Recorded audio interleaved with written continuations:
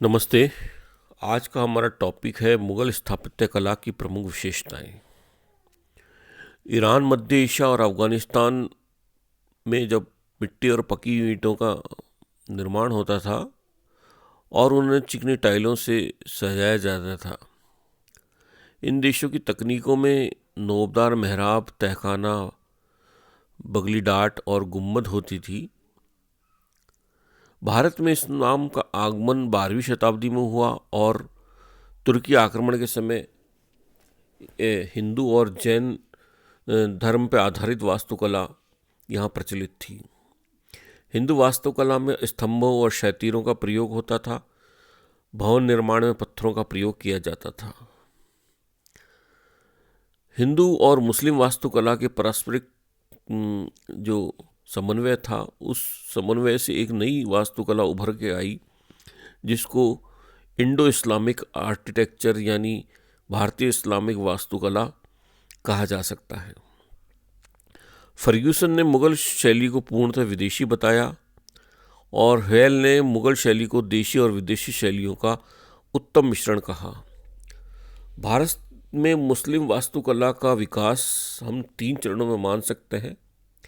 पहला दिल्ली सल्तनत के अंतर्गत, दूसरा स्वतंत्र क्षेत्रीय विकास के अंतर्गत जिसमें गुजरात, बंगाल और कश्मीर में विकास हुआ, और तीसरा उपरोक्त दोनों सम्मिश्रणों यानी दिल्ली और स्वतंत्र जो क्षेत्रीय विकास हुआ, दिल्ली सल्तनत और स्वतंत्र क्षेत्रीय विकास, उन दोनों के सम्मिश्रण से जो मुगल शैली के रूप में एक नई वास्तुकला उभर कर आई।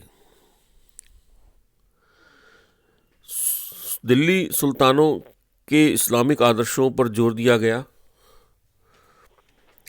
और इसके अधीन ही क्षेत्रीय राज्यों का जो दौर चल रहा था सामंतर रूप से वास्तुकला का, जो प्राचीन हिंदू वास्तुकला के आदर्शों पर आधारित थी। लेकिन जब उनका पतन हुआ और 14वीं शताब्दी में तैमूर आक्रमण के बाद गुजरात, बंगाल और कश्मीर में क्षेत्रीय शैलियों के आधार पर बड़े बड़े निर्माण हुए। पंजाब और दक्षिण में ईरान और मध्य एशिया की परंपरा भी देखने को मिली। उसके बाद मुगल शैली स्वतंत्र रूप से विकसित हुई, जो दिल्ली सल्तनत की विशेषताएं लिए हुए थी, और स्वतंत्र क्षेत्रीय जो विकास हुआ गुजरात, बंगाल और कश्मीर में, उन विशेषताओं को लिए हुए थी। मुगल वास्तुकला की जो प्रमुख विशेषताएं थी, जैसे कि हम देखें, बाबर और हुमायूं वास्तुकला पर इतना ध्यान नहीं दे पाए जितना अकबर ने दिया।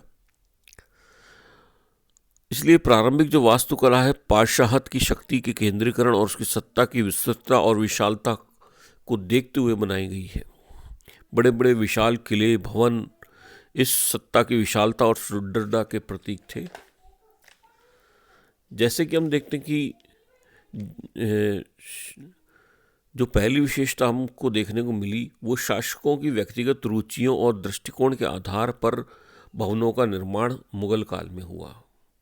जैसे कि अकबर ने अपने साम्राज्य और सत्ता की झलक अपने विशाल निर्माण कार्यों में दिखानी चाहिए और कड़े लाल पत्थर का, बलुआ पत्थर का प्रयोग किया ताकि वो अपने साम्राज्य की विशालता व सुदृढ़ता को उस पत्थर में दिखाना चाहता था। जहांगीर और नूरजहां के समय पेट्रोडोरा का प्रयोग हुआ क्योंकि वो प्रयोगवादी थे, इसलिए उन्हें हमने रुचि के अनुसार शाहजहां संगमरमर के प्रति विशेष रुचि रखता था, इसलिए उसने कुछ अकबरकालीन भवनों को तोड़वाकर, जो लाल बलुआ पत्थर से थे निर्मित, उनको तोड़वाकर संगमरमर में परिवर्तित करवा दिया। तो इस प्रकार हम देखते हैं कि प्रत्येक बादशाह के विचारों की, रुचियों की अभिव्यक्ति विभिन्न शैलियों के माध्यम से हुई। दूसरी मुगल शैली की विशेषता थी कि भवनों का निर्माण अधिक बड़े पैमाने पर किया गया। जैसे लौकिक उपयोग के जो भवन से लेकर धार्मिक प्रयोजन तक के जो भवन थे वो बहुत बड़े विशाल पैमाने पर बनाए, क्योंकि धन और संसाधन की प्रचुर उपलब्धता थी और श्रेष्ठ सामग्री का प्रयोग इसके लिए किया गया, जो सल्तनत काल में या क्षेत्रीय शैलियों में जो अभी तक संभव नहीं हो चुका था। अब बलुआ पत्थर और बाद में संगमरमर से विशाल और बड़े भवन बनवाए गए। तीसरी विशेषता, मुगल भवनों में प्लानिंग को यानी आयोजना को प्रमुखता दी गई कि पहले से ही छोटी छोटी बातों को ध्यान रखकर उसका प्लान बनाया जाता था, खाका बनाया जाता था। जैसे शाहजहाँ और अकबर दोनों विशेष रुचि रखते थे। अकबर के संरक्षण में जो तैयार किए गए लघु चित्रों में अकबर को फतेहपुर सीकरी, आगरा का किला आदि के निर्माण में स्वयं निरीक्षण करते हुए दिखाया गया है। तो ऐसा लगता है कि शिल्पकार को अपनी कला की स्वतंत्र अभिव्यक्ति करने का अवसर नहीं मिला, बादशाह की रुचि के अनुसार ही ये सब चीज़ें की गई। आरंभिक जो परिणति थी वो फतेहपुर सीकरी आदि नगरों के निर्माण में, और चरम परिणति शाहजहाँ के शाहजहानाबाद के नगर निर्माण में हमको दिखाई देती है। मुगलों से पूर्व केवल फिरोज शाह तुगलक ने ही कल्पनाशील और कुशल आयोजन का परिचय दिया था, और सल्तनत कालीन शासकों में अकबर और मकबरों और मस्जिदों का एकीकृत निर्माण नहीं किया गया, लेकिन पहली बार लोधी शासकों ने मकबरों और मस्जिदों का एकीकृत निर्माण किया। चौथी जो विशेषता थी मुगल वास्तुकला की, वो प्रयोगात्मक विविधतापूर्ण थी। मुगलों से पूर्व की वास्तुकला सल्तनत कालीन और क्षेत्रीय थी, पारंपरिक थी, और उसमें बहुत एक ही सामग्री और डिजाइन का बार बार प्रयोग किया गया। लेकिन मुगल कालीन जो वास्तुकला, उसमें विविधता थी, उसमें डिज़ाइनों की संभावनाओं की ओर ध्यान दिया गया, उसमें संरचनात्मक सिद्धांतों की विविधताओं का प्रयोग किया गया। मुगलों ने सामग्री के रूप में पत्थर के अतिरिक्त प्लस्तर, गच्छकारी की ओर विशेष ध्यान दिया। संगमरमर और पत्थरों पर जवाहरत से की गई जड़ावत, पेट्रा ड्योरा, इस काल की प्रमुख उपलब्धि कही जा सकती है। अकबर और शाहजहाँ के काल में संगमरमर और भलुआ पत्थर पर पच्चीकारी और अलंकरण विशेष रूप से दिखाई देता है, जो पूर्व में नहीं था। तो एक ये विशेषता थी। पांचवी हम विशेषता देखें कि केवल खाली स्थान के उपयोग की बजाय भवनों में आपसी सामंजस्य और उनमें संतुलन कायम करने की ओर विशेष ध्यान दिया गया। केवल खाली स्थान को भरने के बजाय आपस में जो उनके भवनों का सामंजस्य बनाए रखने का और संतुलन उनमें कायम रखने का विशेष प्रयास किया गया। मुगल काल में नगर और किले में देखने को बड़े बड़ी आवश्यकताओं को ध्यान में रखकर बनाए गए नगर और किले। एक विशेषता थी भवनों के समतल धरातल का प्राकृतिक परिवेश से सामंजस्य करने का सचेष्ट प्रयत्न किया गया। समतल निर्माण को महत्व देने के लिए बहुतलीय भवनों का निर्माण नहीं किया गया, और मीनार आदि ऊर्ध्वमुखी मीनार को कम से कम रखा गया। मीनारों को बुर्जियों के रूप में बनाया गया है और उनकी ऊंचाई अधिक नहीं रखी गई है। उन्हें मुख्य इमारत से अलग निर्माण के रूप में निर्मित नहीं किया गया है। साथ ही जालीदारी दीवारों का निर्माण बिना विचार किए नहीं किया गया। उनका निर्माण अधिकतर अंदरूनी भागों में या ऐसे स्थानों पे जहां उन पर प्रकाश पड़ने से एक रहस्यमय दृश्य दिखाई पड़े, ऐसा किया गया है।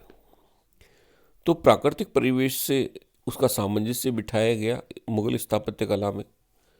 एक विशेषता हम देखते हैं कि सौंदर्य बढ़ाने के लिए उद्यानों और स्वतंत्र उद्यानों का निर्माण किया गया।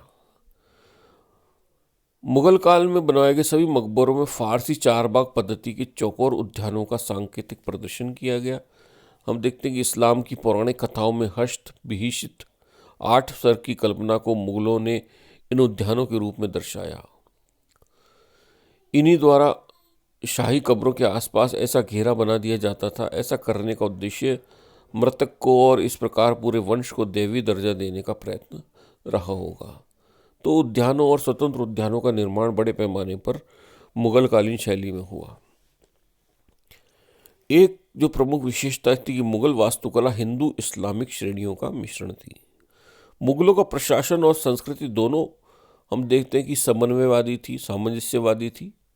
सल्तनत काल में भी हिंदू इस्लामिक वास्तुकला का काफ़ी विकास हो चुका था और मुगलों ने इसी आधार को जारी रखा। कला शैलियों निर्माण तकनीकी और अलंकरण में न केवल हिंदू इस्लामिक शैलियों का मिश्रण हुआ, वरन इसमें फारसी तुर्की परंपराओं का भी मिश्रण किया गया। मुगल वास्तुकला में फारस, तुर्की, मध्य एशिया, गुजरात, बंगाल, जौनपुर, कश्मीर आदि सभी स्थानों की परंपराओं का अभूतपूर्व मिश्रण हुआ। सल्तनत काल में फिरोज शाह तुगलक ने दिल्ली की फिरोज शाह कोटला में महलों को बनाया, जो भारतीय मुस्लिम मिश्रित शैली का पहला नमूना है। इनके थोड़े से अवशेष मौजूद है। इसके ढांचे के मूल संयोजन से शाही किलों के निर्माण की एक नई शैली विकसित हुई। ऐसा प्रतीत होता है कि दिल्ली और आगरा, लाहौर के विशाल किलों की बनावट के केंद्र में यही शैली रही। लेकिन परवर्ती काल के अधिकांश मुगलों की जो वास्तुकला है मकबरों की, वो तुगलक और लोधीकालीन चौकोर तथा अष्टभुजाकार मकबरों वाली शैली देखने को हमें मिलती है। एक अन्य विशेषता, मुगलों ने विशेष निर्माण सामग्री अर्थात लाल पत्थर और संगमरमर पत्थर का ही प्रयोग किया। अकबर की इमारतों में प्रयोग किया जाने वाला लाल पत्थर सख्त व ठोस होता था। शाहजहां के काल में चिकने किए गए संगमरमर का प्रयोग किया गया, जिनमें भौतिकता के साथ साथ आध्यात्मिकता का भी समावेश था। ऐसा प्रतीत होता है कि संगमरमर मुगल साम्राज्य की भव्यता के साथ उसकी संप्रभुता को आध्यात्मिक दर्जा प्रदान करने वाले विचारों के प्रसार में सहायक रहा होगा। तो इस प्रकार देखते हैं कि मुगल वास्तुकला अपनी हिंदू इस्लामिक शैली का मिश्रण थी। सल्तनत कालीन वास्तुकला से इसने आधार ग्रहण किया और जो क्षेत्रीय कला विकसित हुई जगह जगह, जौनपुर में, कश्मीर में, गुजरात में, राजस्थान में, उनसे उसने नई विशेषताओं को ग्रहण करके एक नई शैली का निर्माण किया, जिसको हम हिंदू इस्लामिक वास्तुकला या मुगल वास्तुकला का नाम हम दे सकते हैं। इंडो इस्लामिक आर्किटेक्चर या भारतीय इस्लामिक वास्तुकला हम इसको कह सकते हैं। धन्यवाद।